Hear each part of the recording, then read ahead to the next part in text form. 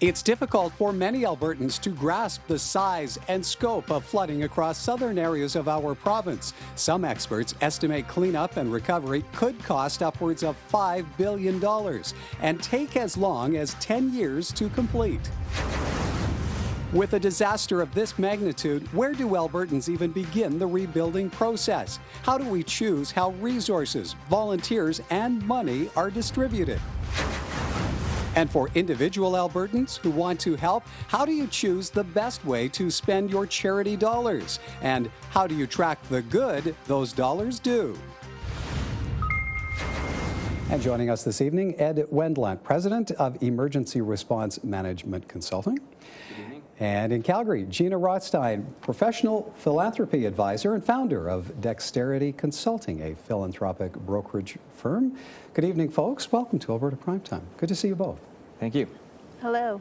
Ed, I'd like to start with you. It's been nearly 2 weeks since the flooding began to sweep through southern Alberta. The dust, in a manner of speaking, is beginning to settle. But as Albertans look back now and assess all that has happened, how prepared as a province were we for a disaster of this magnitude? I think there's a number of things that happened that went very well. I don't believe, though, that we really learned the lessons from the 2005 floods. When you look at some of the good things, how quickly the decisions were made to evacuate people, which is the right thing to do because people have this tendency to stay in place until the very bitter end. And when water is rising 2 feet per hour, you don't have a lot of time. So I think the fact that the local municipalities made those decisions was great. I thought communications throughout the last couple of weeks has been much better than it was in 2005. But there's still a big but. The big but is, why weren't we as prepared as we could have been? In terms of infrastructure, in terms of mitigating actions. There's a number of things that could have been done. They all come with a cost and resources. We all know that. But at the end of the day, it's a matter of reducing the amount of risk. The great thing is, very few lives were lost. Unfortunately, a lot of homes and lives are going to change. Gina, you help donors set up strategies for giving. How big is the demand among your clients, among Albertans, to direct flood funding now towards this relief effort? So we were, I believe, the first organization as of Friday at lunchtime, so June 21st, to actually have a micro-giving website launched because we saw the need on Twitter and on Facebook of people saying, we're here to help, how do we help? And so my company had the ability to quickly create something and get it out to market. What I'm learning through all of this is, well, on the consulting side, my clients have their long-term social capital strategies in place. It's the individual donors, your average Canadian who really wanted to do something and couldn't. And so what we're seeing is the result of people actually wanting to do something that doesn't just include volunteering. So I haven't actually been able to pull up our latest stats, but I do know as of today. But we launched on Friday, and by Tuesday we'd raised $150,000 from local, just everyday average Canadians and small business owners who wanted to do something, and we just helped them figure it out. And it was all the charities that we found that we're supporting, we got because the community was saying, how come you don't have animals on your list? So we contacted the Humane Society and said, are you working with animals? And how are you working with them in the flood crisis? We got contact with Siksika and the Morley Reserve through Bridges Social Development because somebody said, you don't have First Nations represented. In fact, it was a First Nations media person that had said that. So we really tried to respond through social media to what Canadians wanted to donate to, and our local community especially. What did Calgarians really want to support? And then you know, there are other things like the Rotary clubs. They've been instrumental in getting volunteers out to High River and addressing the issues in Canmore, because we just couldn't get access to anybody. I mean, phone lines were down and organizations were in crisis mode. They weren't in fundraising mode. So we really turned to our contacts on the ground in the community to find these grassroots agencies and their direct contacts to make sure that we could get them on the list and get the funds to them as quickly as possible. Ed, in terms of the recovery process, we hear dollar figures, a price tag in the billions of dollars. We hear timelines up to a decade to recover with so many communities affected. How do they prioritize in terms of getting started? How do they start rebuilding? Well, that's a good question. I mean, the government of Alberta has a very important role in all of this, and part of that is bringing together all of those communities who have been impacted. And you have to look at things from a regional perspective. I mean, there's jurisdictions involved here, but regionally, what are those things that the region needs? So who's going to make decisions on which roadways get opened, right? So it's a matter of all of the leaders of those communities have to get together, and I think the government of Alberta, especially the Alberta Emergency Management Agency, has a really strong role here in trying to bring all of that together. It will take a long time, and there will be people who are not happy. And just as you see, when their decisions are being made as to whether or not people can actually go and view their homes, whether or not they can get into their homes. The High River situation. You're never going to make everybody happy, right? But the important thing is, as long as the strategy is communicated, right, I think that's really important. And I think the government's been very good in using their websites, using social media. I think a great improvement since 2005. Is it perfect yet? No, it's not. But I think a lot of positive steps have been made.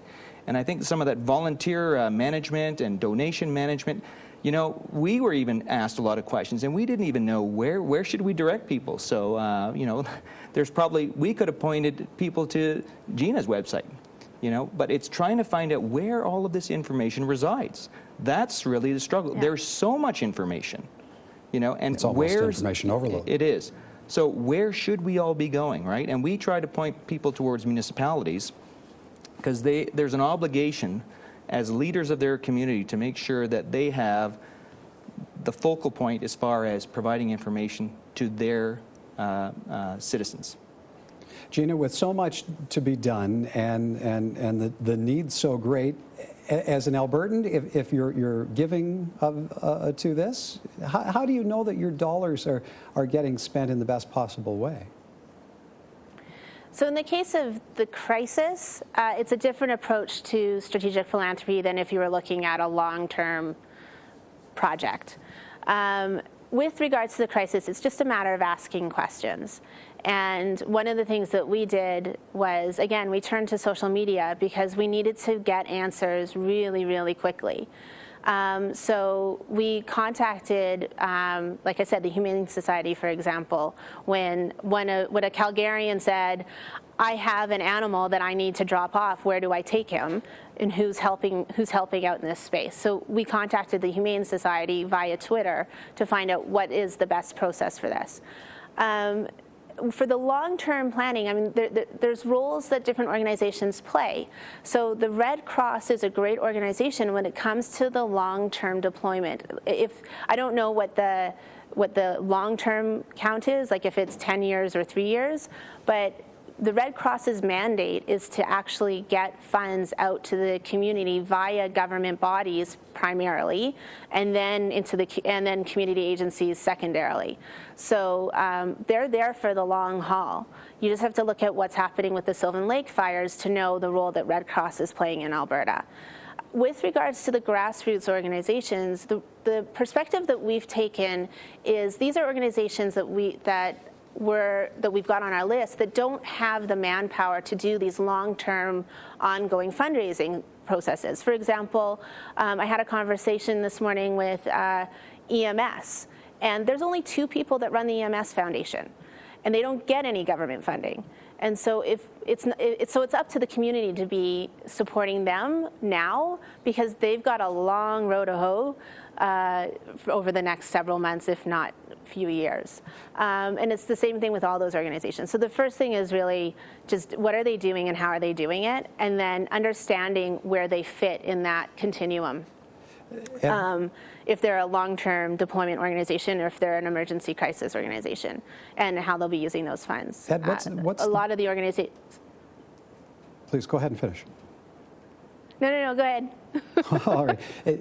Ed, what's the biggest takeaway for the average Albertan as a consequence of this flood?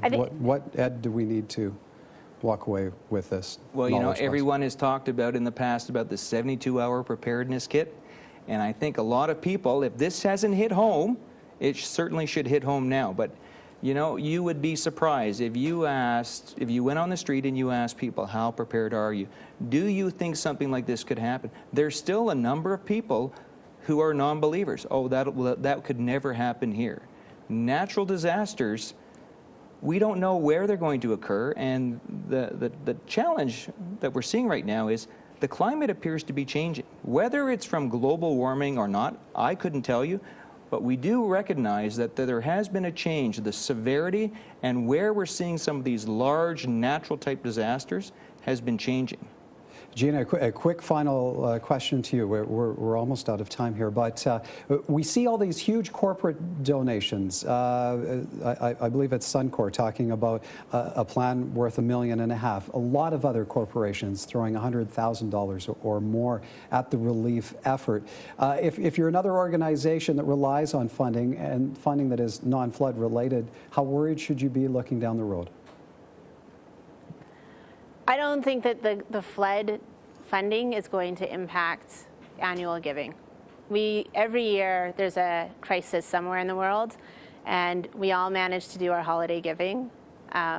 Companies, I mean, I'm not part of their community investment strategies, but I don't think that the flood is going to change the way that corporate funding is happening in Canada.